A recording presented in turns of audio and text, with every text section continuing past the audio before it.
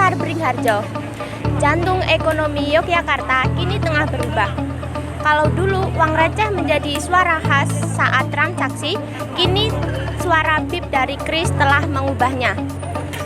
Saya Eka Wahyu Widya Cahyani melaporkan langsung dari Yogyakarta, dan inilah bagaimana para pedagang pasar beradaptasi dengan era digital.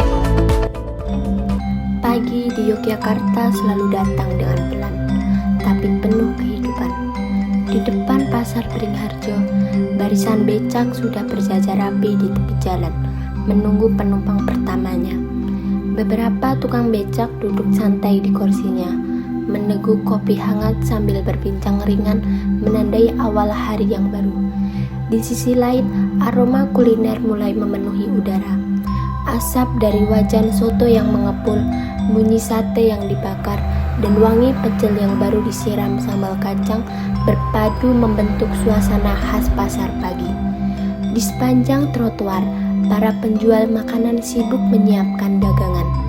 Piring disusun, lauk diatur, dan suara sendok beradu dengan panci terdengar beriringan dengan langkah orang-orang yang lewat.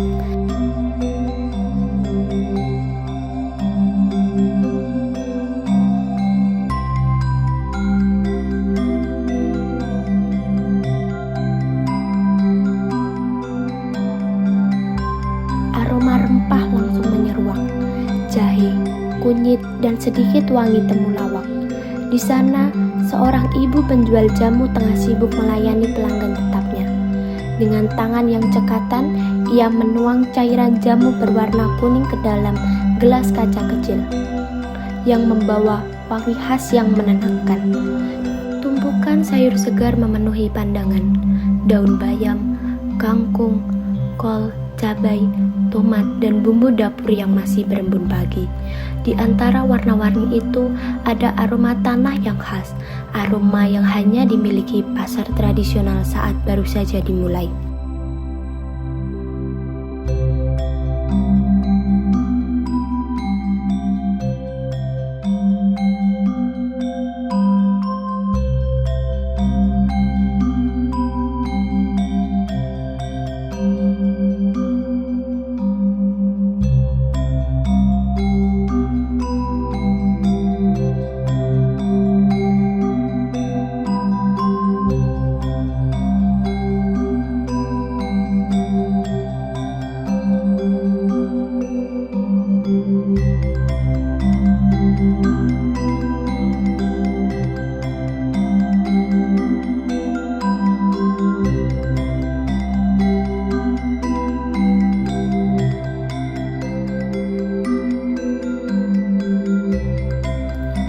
Saya mulai melangkah masuk ke dalam pasar.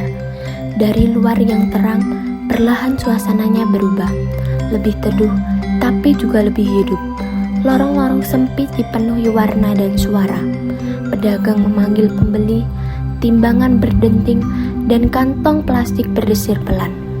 Di kanan kiri, sayur segar ditata bertumpuk, cabai merah menyala di atas tampah, dan aroma rempah bercampur dengan wangi daging segar yang baru dipotong.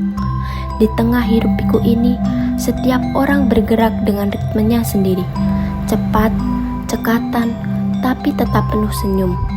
Saya menyusuri pasar ini pelan-pelan, menyaksikan kehidupan yang nyata di depan mata. Pasar bukan sekedar tempat berbelanja, tapi tempat di mana waktu seolah berjalan dengan cara sendiri.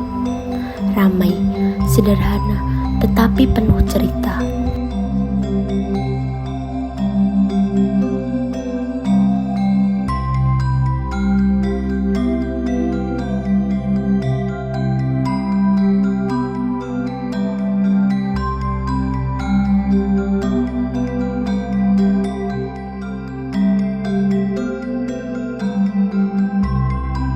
Di antara ramai dan padatnya aktivitas pasar, tidak semua pedagang mengikuti perubahan dengan cara yang sama.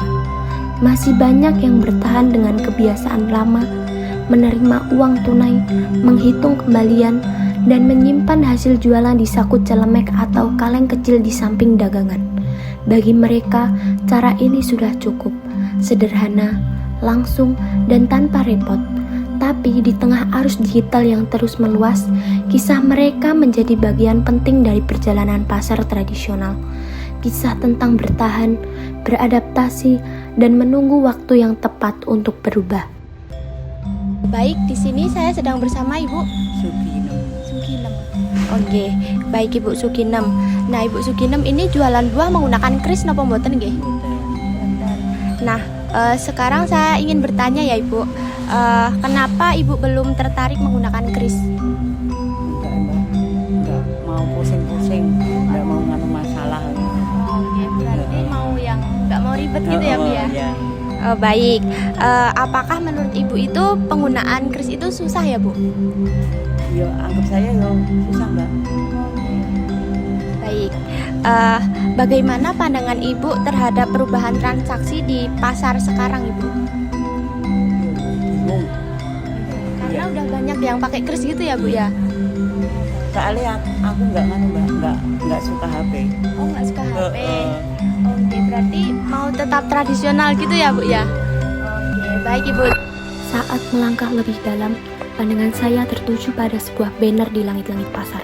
Bertuliskan, Kris Brimo, satu untuk semua pembayaran.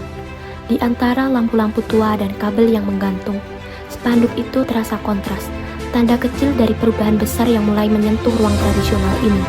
Di bawahnya, para pedagang tetap sibuk seperti biasa, namun perlahan cara mereka berdagang mulai berubah.